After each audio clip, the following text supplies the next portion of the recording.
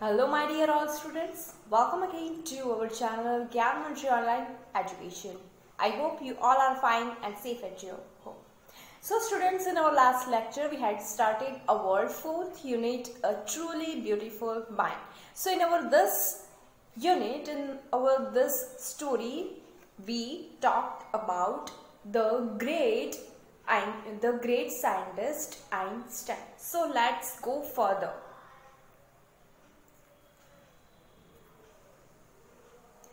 In 1900, at the age of 21, Albert Einstein was a university graduate and unemployed. He worked as a teaching assistant, gave private lessons, and finally secured a job in 1902 as a technical expert in the patent office in Bern. So in 1900, at the age of 21, Albert Einstein, he was 21 at the age, and he was a university graduate. He graduated but he didn't have job. He worked as a teaching assistant. Then he worked as a teaching assistant, gave private lessons, and finally secured job in 1902 as a technical expert in the patent office in Bern. Here patent means a document which gives the rights of an invention to an inventor. It's a kind of document. So he got that kind of job in 1902. While he was supposed to be assessing other people's invention, what was his work? His work was to give rights to that inventors, right? So Einstein was actually developing his own ideas in secret.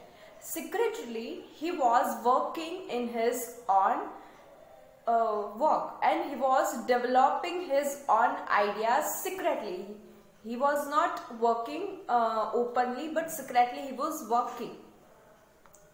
He is said to have jokingly called his desk drawer at work the Bureau of Theoretical Physics. So when he worked and how he worked. One of the famous papers of 1905 was Einstein's special theory of relativity, according to which time and distance are not absolute. So one of the famous papers of 1905, it was Einstein's special theory on which topic? Relativity, according to which time and distance are not absolute. Okay, so here absolute means measured in itself, not in relation to anything else. So they both were not in relation to anything else, but they are not absolute. Indeed, two perfectly accurate clocks will not continue to show the same time if they come together again after a journey if one of them has been moving very fast relative to the other. So here he is giving the example. Indeed, two perfectly accurate clocks will not continue to show the same time if they come together again after a journey if one of them has been moving very fast relative to another. From this followed the world's most famous formula which describes the relationship between mass and energy. This equation or this formula, famous formula, we all know that E is equal to mc square. So in this mathematical equation, E stands for energy, m for mass, and C for the speed of the light in a vacuum about 3 lakh kilometer per second. So here this kind of equation he invented and he gave the example also. When you sit with a nice girl for 2 hours, it seems like 2 minutes. When you sit on a hot stove for 2 minutes, it seems like 2 hours. That's relativity. So this kind of quote or this kind of thought Albert Einstein had got to us, that how to describe this equation. If just imagine if you sit with a nice girl, means if you are with somebody special or some that kind of people with whom you want to like chaos spare time. So if you will spare 2 hours with them, you feel like you have spared just 2 minutes. But when you sit on hot stove, if you will sit on hot stove for just 2 minutes, it seems like 2 hours. So this kind of relativity is a combination of this. So Albert Einstein has described this equation like this. Okay, next paragraph. While Einstein was solving the most difficult problems in physics, his private life was unreliable. So when he was solving the most difficult problems in physics, he was scientist and he was solving so many problems. So when he was just busy in this kind of life, his private life was unraveling. Means it's a kind of in difficulty, starting to fail. Unreleving means starting to fail. It's going to fail whatever his private life was. Albert had wanted to marry Mileva right after finishing his studies. He wanted to marry Mileva when he completed his study, but his mother was against it. But Einstein's mother was not with them. He was totally against it. She thought, Albert Einstein's mother thought, Mileva, who was 3 years older than her son. Mileva was older than her son, was too old for him. Means when he thought Mileva was too old for Einstein, she was also bothered by Mileva's intelligence, because Mileva was too much intelligent. She was totally intelligent girl. That's why Einstein fell in love with her. So she didn't like her intelligence. She is a book like you. So here Einstein's mother compared her with Einstein, so she told him that she is looking like book, whatever you are. So you both are similar. His mother said. Einstein put the wedding off, so he cancelled this thought to marry Mileva right now. The pair finally married in January 1903. So they both, Einstein and Mileva, they both married in January 1903 and had 2 sons. But a few years later, the marriage faltered. So here faltered means became weak. Their marriage life was going very weak. Mileva, so here we come to know what is the reason. Mileva, meanwhile, was losing her intellectual ambition and becoming an unhappy housewife.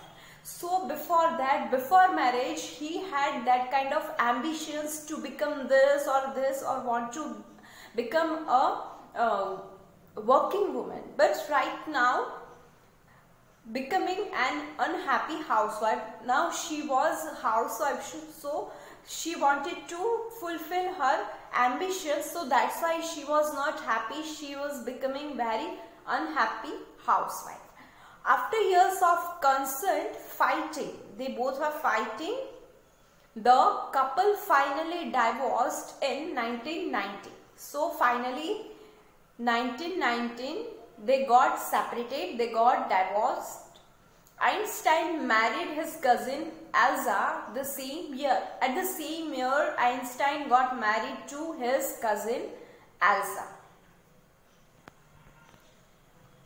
Einstein's new personal chapter coincided with his rise to world fame. So, whatever his personal life was there, personal chapter was there, he coincided with rise. So whenever she came, Elsa came in Einstein's life, Einstein's life became very good. Means his life rise to the world fame. He became very famous. He is going to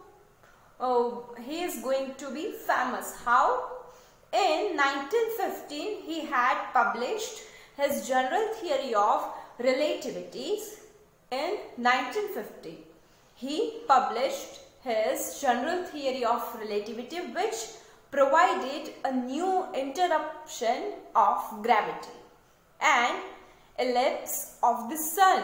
In 1919 brought proof that it was accurate. So whatever he gave the theory, whatever he invent, so first maybe some people were there who didn't believe, but after an ellipse of the sun in 1919 brought proof. They got proof that no, Einstein is accurate. Whatever he had invented, whatever he had got us the theory of relativity, it's absolutely right. It's totally accurate. Einstein had correctly calculated in advance the extent to which the light from fixed stars would be deflected, not reflected, but deflected through the sun's gravitational field. So he invented that whenever we see stars from the earth, we see some stars, but the reflection of sun will be there. So whatever the things are there on the universe, we couldn't see that properly.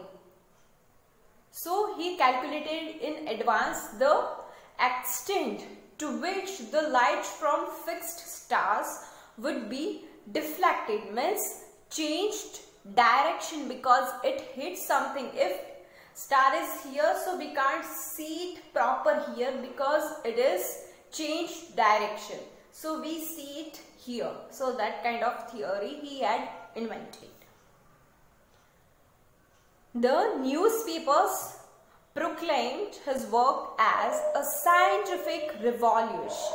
So the newspaper proclaimed, means whatever he had invented, a scientific revolution, the newspaper gave his work as scientific revolution because he had invented the theory of relativity. Einstein received the Nobel Prize for Physics in 1921. So Nobel Prize, it is very honorable prize. So he got that. Einstein received the Nobel Prize for Physics. In physics, maths and science, this 3 to 4 subjects are there. Nobel Prize winners got that. Means whatever, whoever the scientists are there, who had invented this kind of things, first they just got the report of that scientist, and then they got or give that proper Nobel Prize to the scientist. So he was one of them. Einstein, he received the Nobel Prize for Physics in 1921. He was showered his honors and invitations from all over the world and loaded by the press. So he got the Nobel Prize for Physics in 1921. So it was very honorable thing for him also. So he got so many invitations from all over the world to come at their country, because his name, the Einstein, it's very great name, great scientist. So the people were very excited to meet him. So he got so many invitations.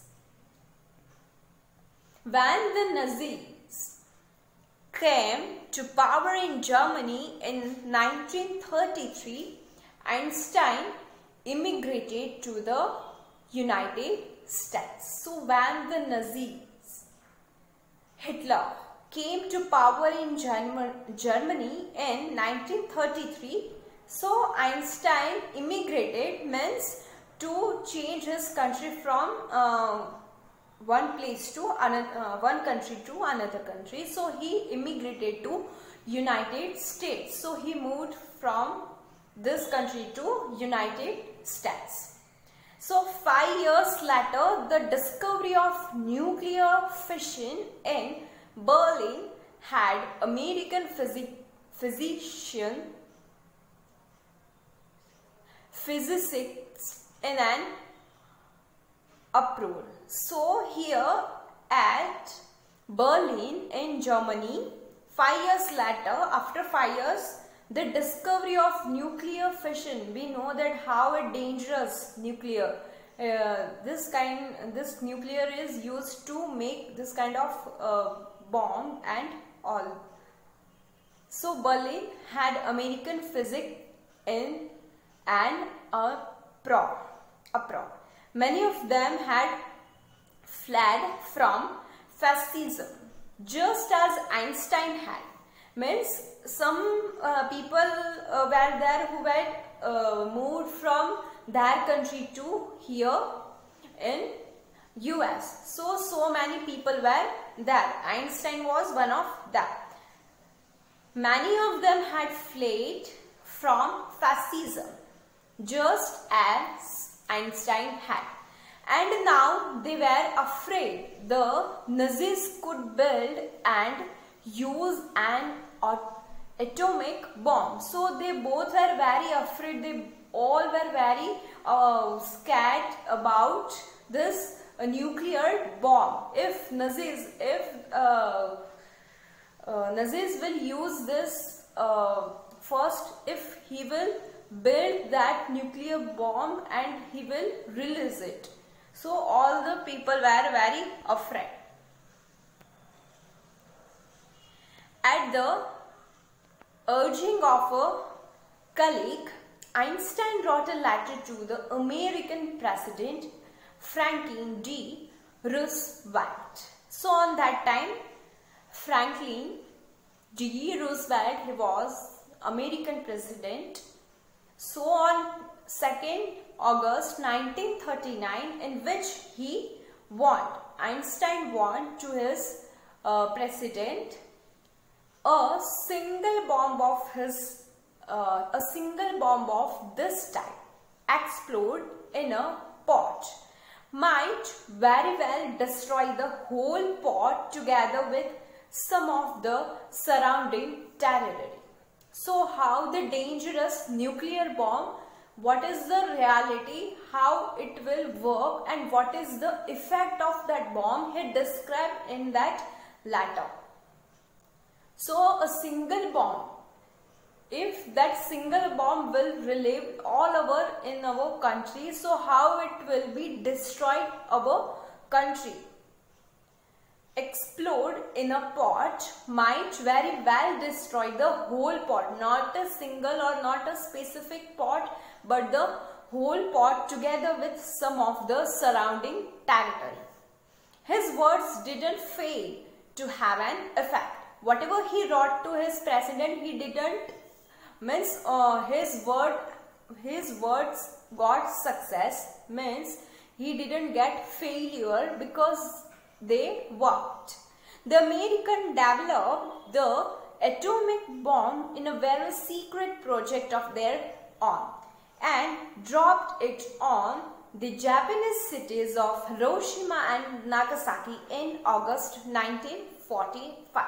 So whatever he wrote to the President of America, his words didn't get failure, but the American, they developed the secret project on atomic bomb. They didn't got announcement that we are going to start work on this, but they secretly started their project on making of atomic bomb, and American dropped that atomic bomb on the Japanese cities, two Japanese cities, Hiroshima and Nagasaki, in August 1945. So we all know that how the effect was. Still they are feeling, still this cities, Hiroshima and Nagasaki, these cities are feeling that kind of effect of that atomic bomb. Einstein was deeply shaken by the extent of the destruction.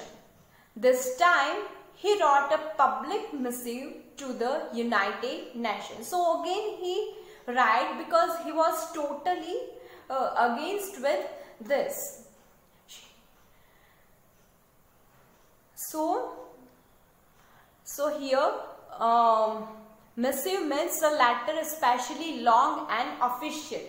So he wrote this missive letter to United Nations. So in it he proposed the formation of the world government.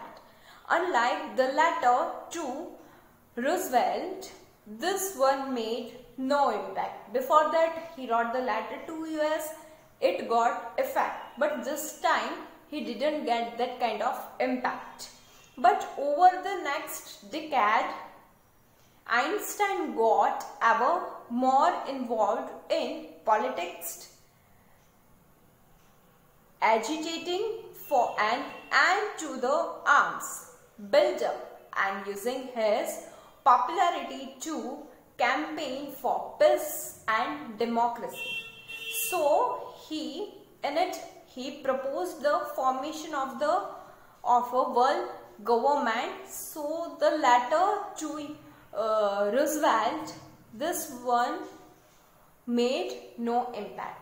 But then in the next decade, in the next 10 years, Einstein got ever more involved. His involvement in politics, agitating for an end to the arms build-up and using his popularity means and to the arms means to some weapons, to make some weapons for the nations.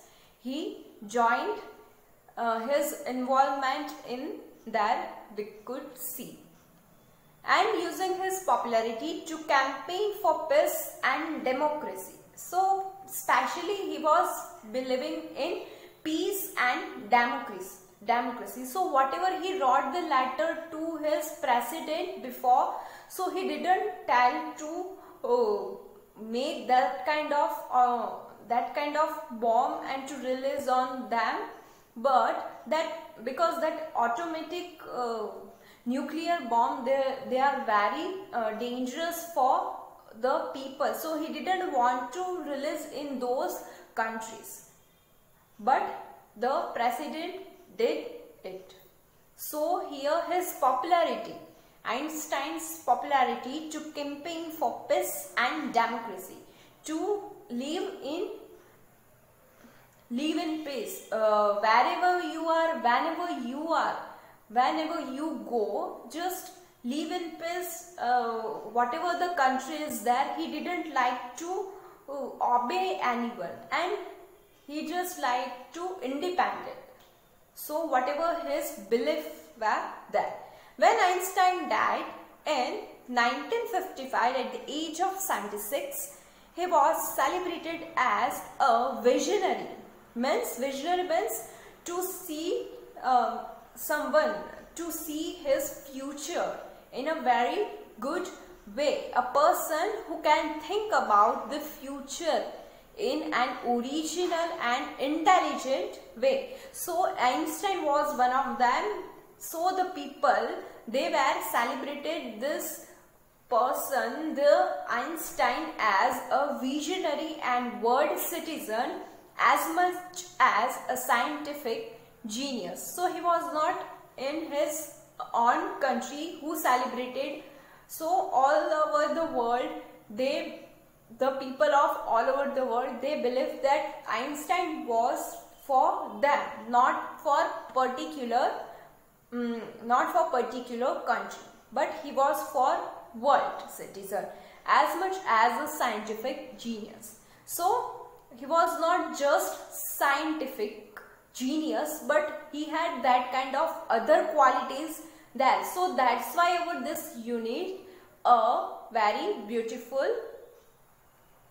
mind is here. So this title has been proved a truly beautiful mind. So here you can see the title of this unit, a truly beautiful mind. So in this unit we saw Einstein's the other aspect.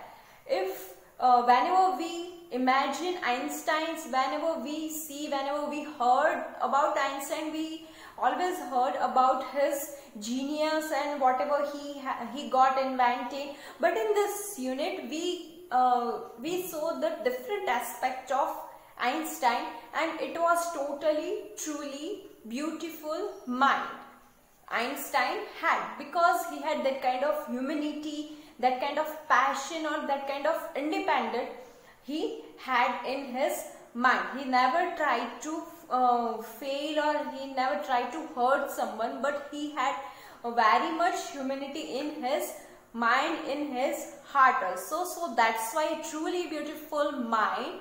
This is very particular or very appropriate for this unit, we can say. So students, here we are going to end up our today's lecture. If you have any query, you all are free to ask me any time. Okay. So in this questions you have to write down thinking about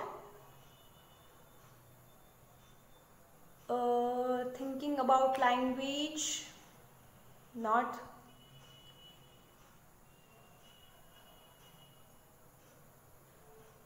okay. So I will give you answers, I will give you homework, okay, not answers.